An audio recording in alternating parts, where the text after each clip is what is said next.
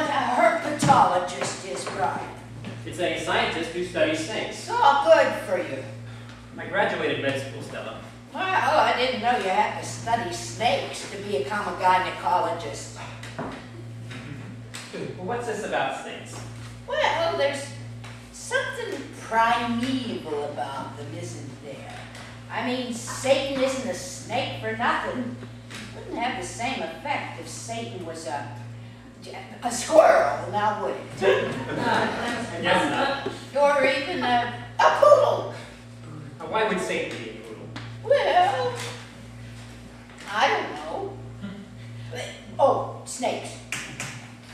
I want to tell you a story about this guy named Joe Slewinski.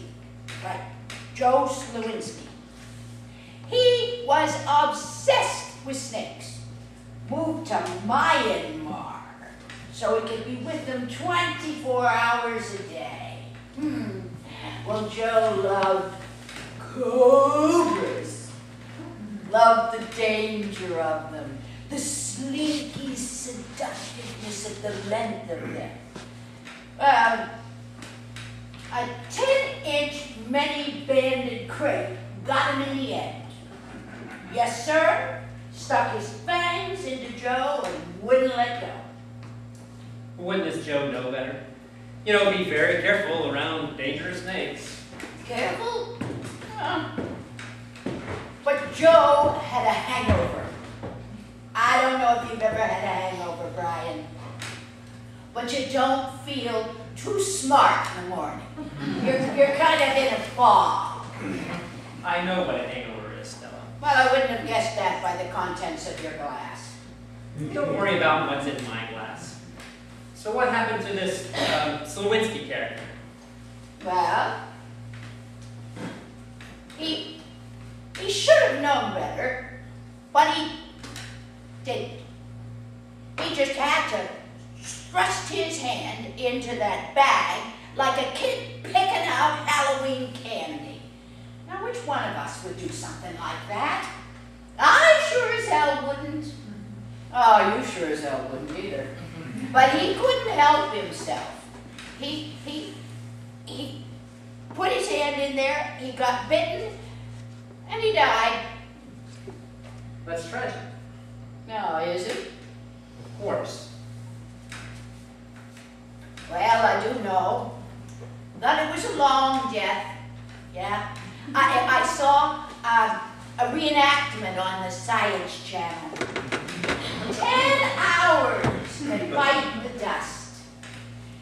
His body completely paralyzed, got to the point where Joe had to wriggle his toes to communicate. Why are you telling me this? Oh, well, I just can't quite forget the way that man died. You see, maybe that's the way he wanted to end it. Maybe for a herpetologist, a 10-inch many-banded crate was not a bad way to go. You know what I mean? Well, I've got a lot of time to think about things like this. Sounds perfectly dreadful. Brian, you are so prissy! You always were as a child, too. Couldn't stand to get your hands dirty in the garden. No, buy me another drink, will you, love? No, you've had enough. Are you counting? That's number 3. Whoa. And it's still half filled. Well, I know that. I just like to think ahead.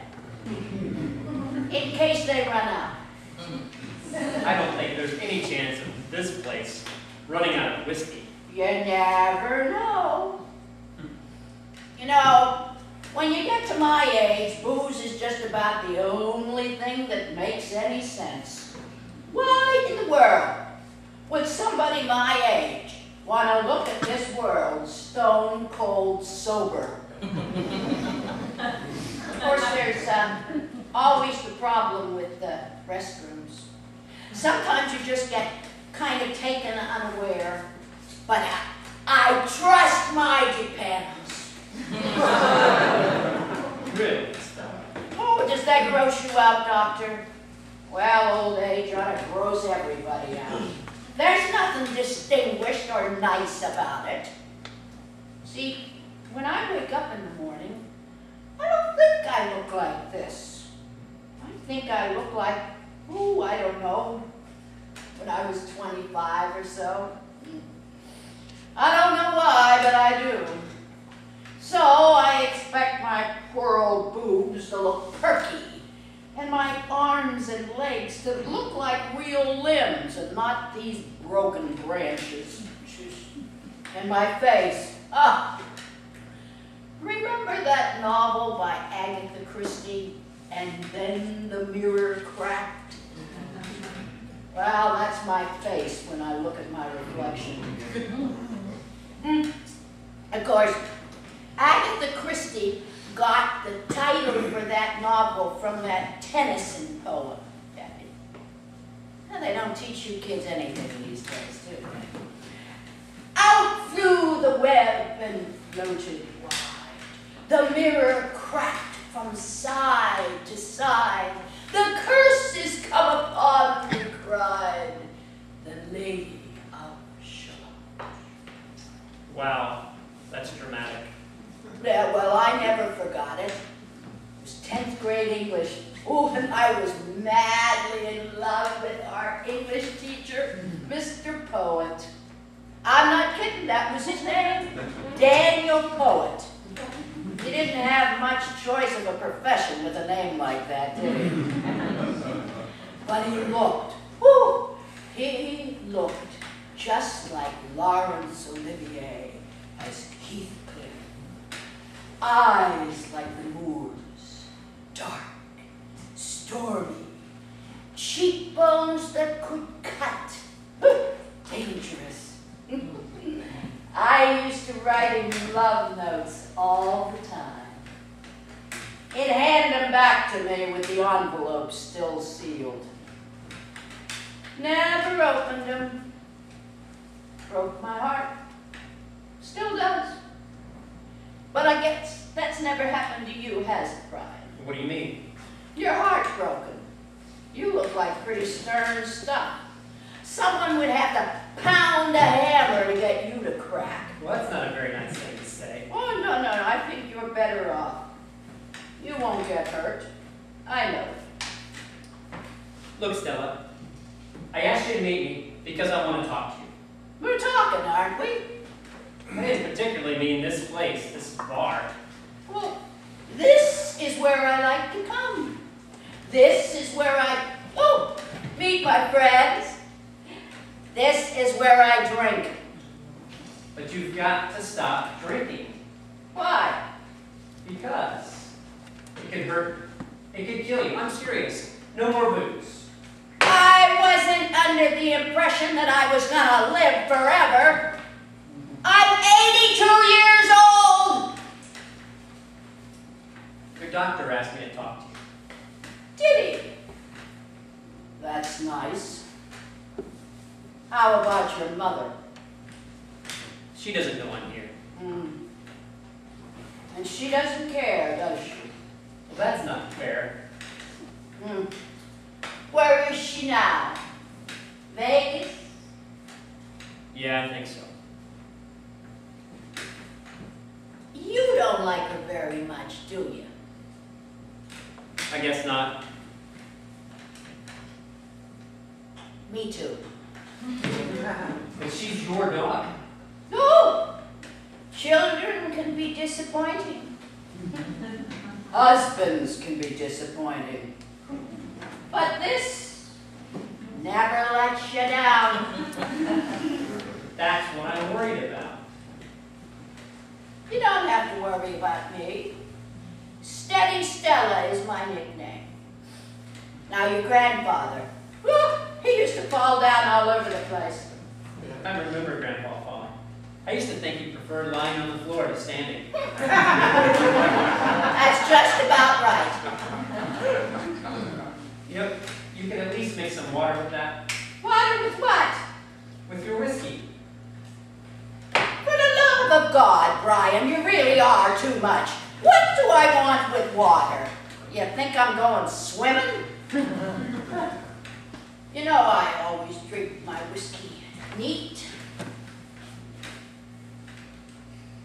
Neat, Brian. But not for men. What? I like my men messy. Undone. Tousled. How about you? What about me? How do you like your men? This isn't about me, Stella. I know you like men. I could care less. You could like goats if it made you happy and no one was harmed. Oh, dear, you look very unhappy, Brian. I guess you're not supposed to talk about sex with your dear old granny. I mean, old biddies like me aren't supposed to talk about it or even think about it, are we? That's all dried up down there.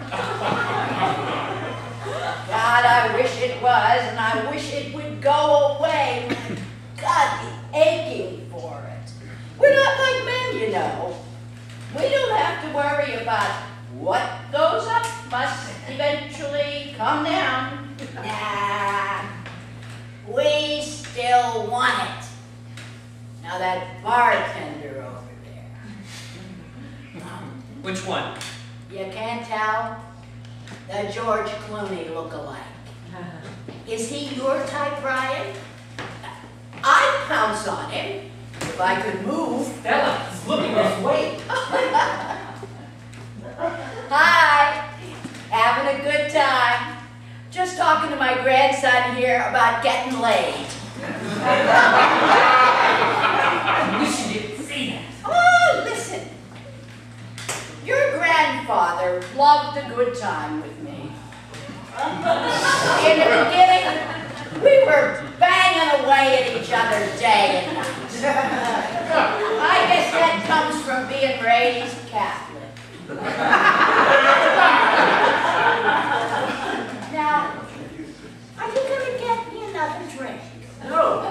No. Are you too cheap? I'm not cheap.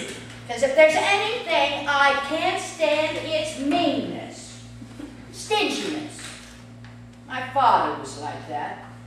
Counted his pennies every night, knew Abe Lincoln's profile better than his wife's. I'm not buying you another drink, Stella, because I'm cheap. I'm not buying you another drink because I don't want to lose you. Why? Because. Aren't you going to tell me that you love me? You know that I love you. And I love you too, Brian. You're my favorite grandchild. I'm your only grandchild. You know, people look away when they see me coming with a walker. I remind them of their future. You can smell an old person a mile away. I don't smell, do I? No, of course not. Because I bathe every day, and I wear perfume. Chanel #5. Smells nice, right?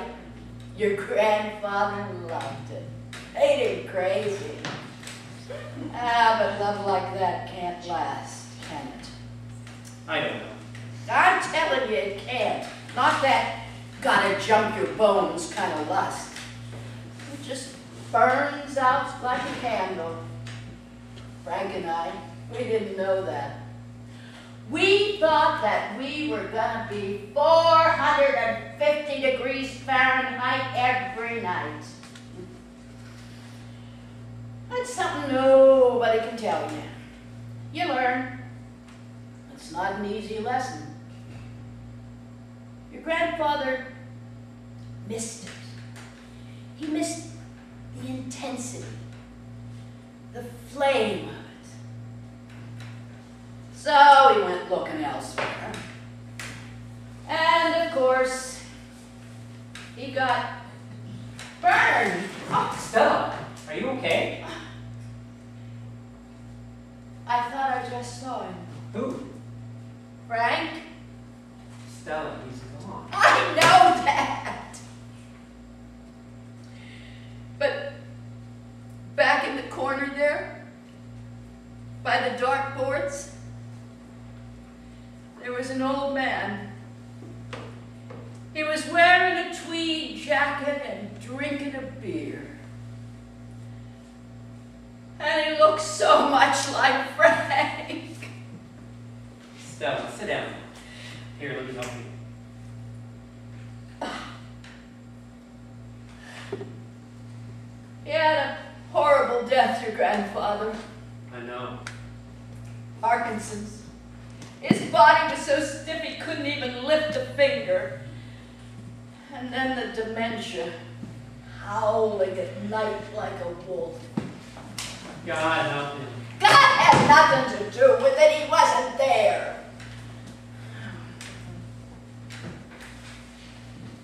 He couldn't give a damn, so to say. I'm sorry that Grandpa suffered so. Even after all these decades, it still hurts. Oh, you think the pain fades away, but it doesn't really. Not when you love someone. After all these years, you still remember I know. the hurt. It's like when you rip a Band-Aid off your skin. You know how that stings? Well, that's how my whole body feels. Still. You drink too much. I know. I like to drink. Always have. Maybe it's because I'm Irish. Maybe. Just because I'm lonely. Or maybe it's because I like to drink. Simple as that. It's like that snake guy I was telling you about, the herpetologist. He got bitten. I want to be bitten. So, you understand, Brian? I do.